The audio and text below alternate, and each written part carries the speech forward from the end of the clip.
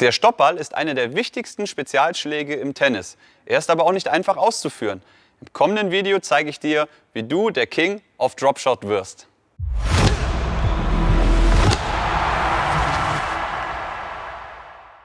Hallo und schön, dass du wieder eingeschaltet hast. Ich bin der Martin und heute wollen wir über den Stoppball reden. Der Stoppball ist zweifelsohne einer der wichtigsten Spezialschläge im Tennis. Gut ausgeführt und wenn ihr ihn drauf habt, dann könnt ihr mit diesem Ball ganze Spiele gewinnen. Ihr könnt den Gegner zur Weißglut bringen, ihr könnt den Gegner ärgern und könnt so das Match voll auf eure Seite ziehen. Doch was ist eigentlich wichtig im Stopp? Ich muss eigentlich da ein bisschen ausholen. Ich erinnere mich an eine meiner schmerzhaften und höchsten Niederlagen natürlich. Ich habe relativ selten 6-0, 6-0 verloren, aber das Match ist mir noch sehr in Erinnerung geblieben. Das war als 16-Jähriger. Ich glaube, in Südhessen waren wir irgendwo bei einer Mannschaft und als 16-Jähriger in der Herrenverbandsliga hatten wir ein Spiel gehabt und ich bin als Jungspund natürlich auf den Platz gegangen und hatte einen Gegner, der war, ohne jetzt den Älteren von euch auf die Füße treten zu wollen, der war 45 und war auch nicht mehr der Fitteste. Was ich allerdings nicht wusste, das war ein ehemaliger Profispieler und solche Spieler haben natürlich viel Erfahrung und vor allen Dingen eins, Ballgefühl. Und ich bin als Jungspund auf dem Platz und der Spieler hat mir eigentlich jeden dritten, vierten Ball einen perfekten Stopp gespielt. Klar ging auch mal einer daneben, aber er hat mich damit so aus meinem Konzept gebracht. Ich war damals ein sehr Grundlinienspieler. Ich hatte natürlich nicht viel Erfahrung am Netz. Und das hat er natürlich eiskalt ausgenutzt. Und durch die Stopps hat er mich komplett aus der Fassung gebracht. Und relativ schnell war das Spiel 6-0, 6-0 verloren. Damit möchte ich einfach nur zeigen, welche Wichtigkeit der Stopp haben kann, um ein Spiel auf eure Seite zu bringen. Dass es ein wichtiger Ball ist, um das Tempo zu verlangsamen, um zu variieren, um nicht immer nur das Gleiche zu spielen. Denn das sollte euer Ziel sein. Wenn das Spiel nicht so läuft, wie ihr euch das vorstellt, dann müsst ihr taktisch umstellen. Schauen wir uns den Stoppball einfach mal an. Was ist eigentlich ein guter Stopp? Wie definiert sich das? Ich sage meinen Schülern beispielsweise immer Folgendes: Wenn ihr es schafft, den Ball so zu spielen, dass der Ball nicht mehr über die T-Linie rollt, dann war es ein guter Stopp. Heißt, wenn ich jetzt einen kurzen Ball spiele, der Ball ist kurz, aber er rollt immer noch und rollt immer noch weiter, springt noch nach vorne, dann war es eigentlich kein guter Stopp, weil der wird sehr wahrscheinlich erlaufen werden. Wenn ich es jetzt allerdings schaffe, den Ball so zu spielen, der war ein bisschen kurz, so, ja, dass er stoppt und vor der T-Linie stehen bleibt, dann war es sehr wahrscheinlich ein Stopp, den der Gegner nicht mehr erreichen wird. Wie schaffe ich es also, dass der Ball stehen bleibt? Hier geht es auf jeden Fall los mit der Technik. Ich muss den Ball natürlich so spielen, dass er einen Rückwärtsdrall bekommt. Der Rückwärtsdrall sorgt dafür, dass der Ball zurückspringt. Beim Stopp ist es jetzt wichtig, dass ich den Ball nicht zu flach und zu schnell nach vorne spiele. Ich kann ja natürlich einen Rückwärtsdrall spielen, der auch so aussieht. Auch dieser Stopp wird sehr wahrscheinlich erlaufen werden, weil der Ball einfach vom Winkel nicht hoch genug von oben kommt und auch der Rückwärtsdrall dadurch nicht die ganze Rückwärtskraft entfalten kann. Denn ich gebe dem Ball ja durch diese flache Flugkurve, gebe ich ja im Prinzip sehr viel Druck nach vorne. Das heißt, ich muss sehen, dass ich meinen Stoppball höher ansetze. Der Ball muss von oben kommen und nur dann, wenn er von oben kommt, kann er seinen ganzen Rückwärtsdrall auch entfalten. Ich möchte also, dass der Ball nach oben rausgeht, haben wir ja gerade gesagt, mit viel Rückwärtsdrall. Wenn ich jetzt unterhalten wir uns mal über den Rückhandstopp. Wenn ich jetzt Rückwärtsdrall möchte, und das haben wir beim Slice gelernt, muss ich Mittelgriff mindestens reinmachen. Also nicht klassischer Rückhandgriff, sondern Mittelgriff. Dadurch geht die Schlägerfläche auf. Und wenn ich den Ball jetzt auf der Ebene spiele, erhält er schon hier einen Rückwärtsdrall und bleibt schon in meiner Nähe. Jetzt kann ich diesen Effekt natürlich noch mal ein bisschen verstärken, indem ich bei der Rückhand oder eben halt bei der Vorhand, nur halt umgekehrt, schon mal ein wenig in entgegengesetzte Richtung greife. Also hier zum Beispiel auf die Vorhand, Richtung Vorhand. Und dadurch öffnet sich meine Schlägerfläche natürlich noch mehr. Der Ball erhält noch mehr Rückwärtsdrall und geht auch höher raus, steiler raus. Das heißt, ich würde euch empfehlen, bei der Rückhand oder Vorhand, bei dem Rückhand- oder Vorhand-Stoppball entgegengesetzt etwas mehr zu greifen. Nicht ganz, weil wir wollen den Ball ja natürlich auch noch treffen, aber ich würde bei der Rückhand schon tendenziell mehr Richtung Vorhandgriff gehen und bei der Vorhand tendenziell mehr Richtung Rückhandgriff. So erreicht ihr einen sehr, sehr guten Rückwärtsdrall und eben das hohe Rausgehen, also den hohen Absprung vom Schläger dann für den letztendlichen Stopp. Von der Schlagbewegung sieht es dann so aus, dass ich bei einem Stoppball, jetzt unterhalten wir uns nochmal über den Rückhandstoppball, ich wieder in die Drehung gehen muss und letztendlich im Vergleich, ich vergleiche es jetzt mal ein bisschen mit dem Slice, von hinten oben nach vorne unten mit meiner Bewegung komme, treffe an der Stelle der Ball und kurz vorher drehe ich den Arm etwas nach oben, gehe ich mit einer leichten Drehbewegung nach oben und wickel den Ball entsprechend nach oben ein. Dann sagt man, wickelt den Ball ein. Also, ich gehe hin, spiele ihn nach oben. Ja? Meine Bewegung geht nicht wie beim Slice nach vorne, unten oder zur Seite raus, sondern ich gehe nach dem Schlag nach oben weg und halte so entsprechend diesen Rückwärtsdrall, dass der Ball vorne bleibt. Ja, jetzt habe ich sogar einen gespielt, der wieder übers Netz geht. Bei der Vorhand genau das Gleiche. Mittelgriff, wie gesagt, ich würde euch für noch mehr Effekt, würde ich euch noch mehr empfehlen, auf den fast Rückhandgriff zu gehen, aber auch nur fast. Und dann gehe ich von hinten oben, treffe den Ball und gehe nach oben dann wieder raus. Ich wickel den Ball ein. Das. Dadurch verstärkt sich natürlich dann diese Flugkurve, geht von oben, geht er runter und dadurch nimmt der Ball sehr viel Drall an und geht dann eben halt auch rückwärts. Jetzt ist es natürlich so, einen guten Stopp spielen ist das eine. Ihn aber auch so zu spielen, dass ihn keiner erkennt, ist das andere. Ist ja relativ klar. Wenn ich mich schon hinstelle mit meiner gewechselten Griffhaltung, lächle den Gegner noch an und lade ihn noch ein und sage, hier, schau her, ich will jetzt einen Stopp spielen, dann wird der Gegner natürlich loslaufen und den Stopp, und sei es noch so ein guter Stopp, sehr wahrscheinlich erlaufen. Das heißt, die Kunst später, einen guten Stopp zu spielen, ist ihn dann zu spielen, wenn es der Gegner eben nicht vermutet oder eben nicht sieht.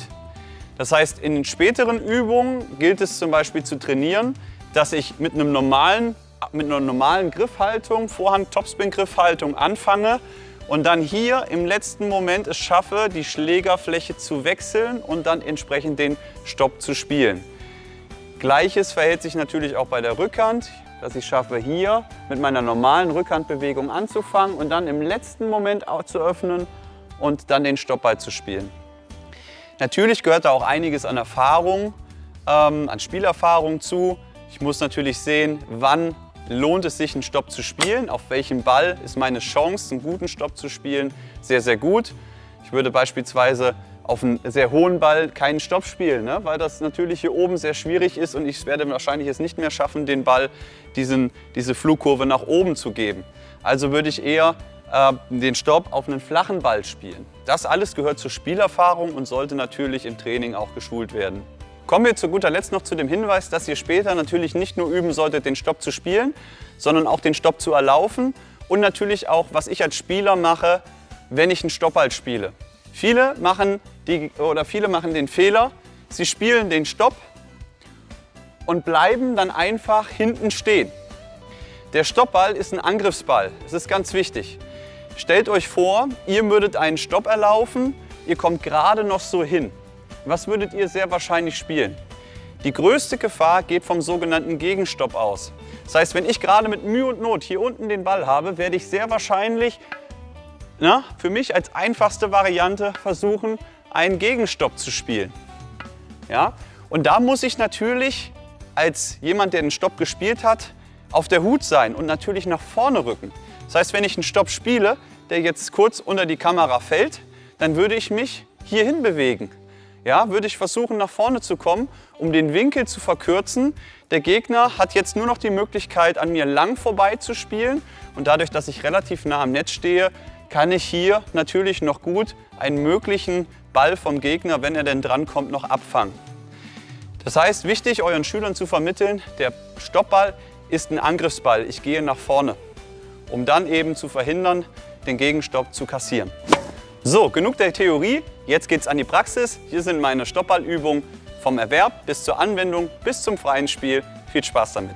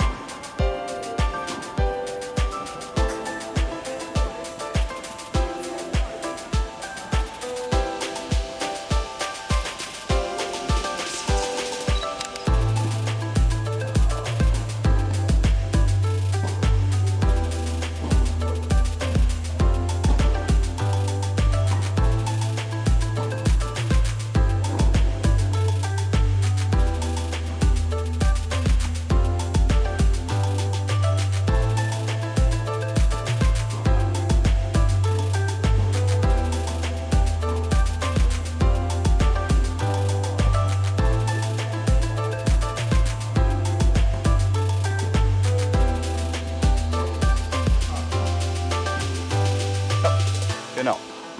Gut. Ah, ich habe eine Vorübung vergessen, die müssen wir gleich nochmal machen.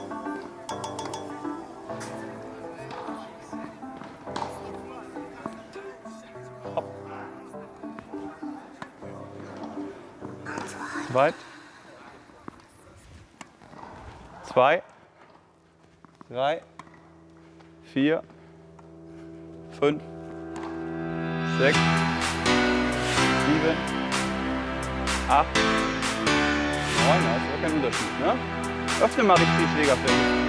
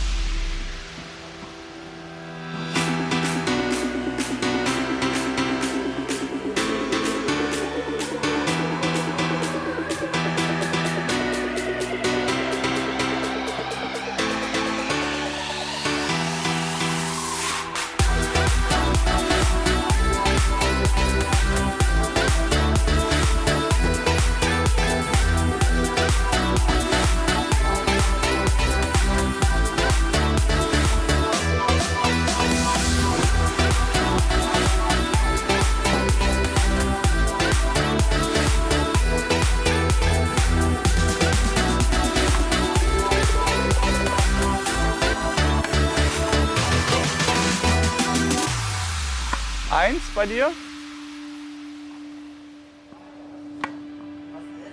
Eins, Philipp?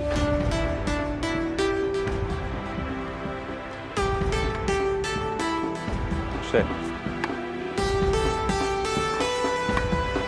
Und komm. Hopp. Okay. Hopp. Öffnen. 4.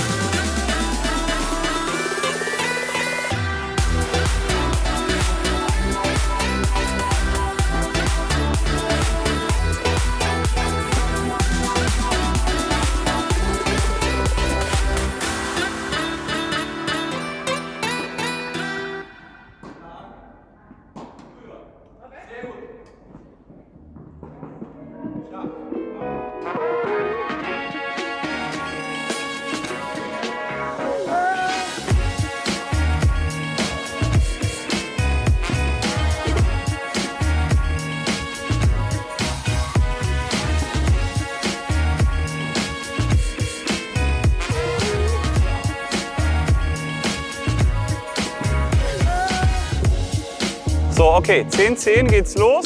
Ja, und auf geht's.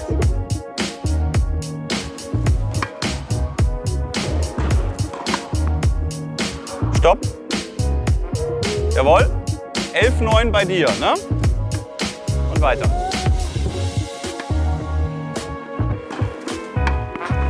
Stopp. Okay. 10 beide. Länger, länger, komm, Länge. An mir vorbei. Stopp. Zu lang. 11,9 bei mir.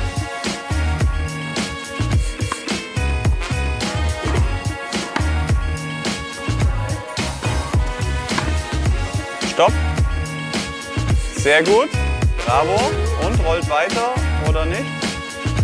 Schade, okay. 10 beide wieder.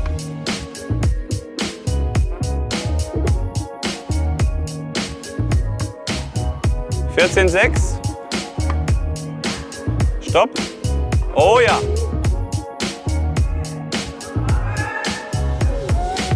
Drei Punkte für dich. 14,6 hatten wir. Ist 11:9, ne?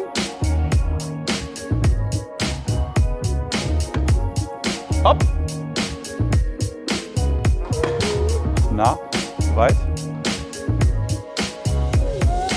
Ja. Go.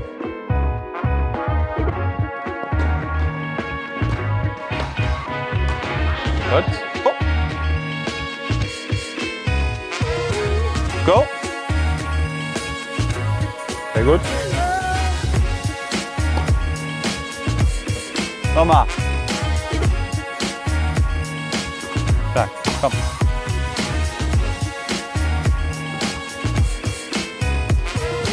Hopp. 2:0. Okay.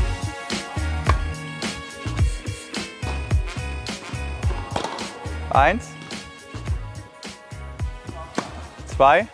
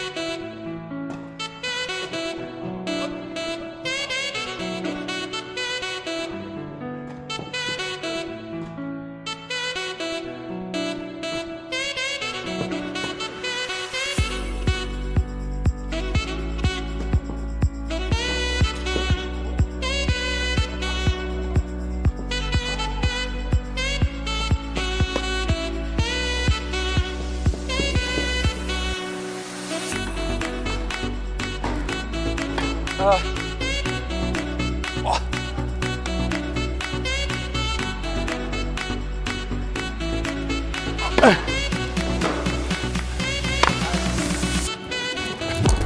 Spiel.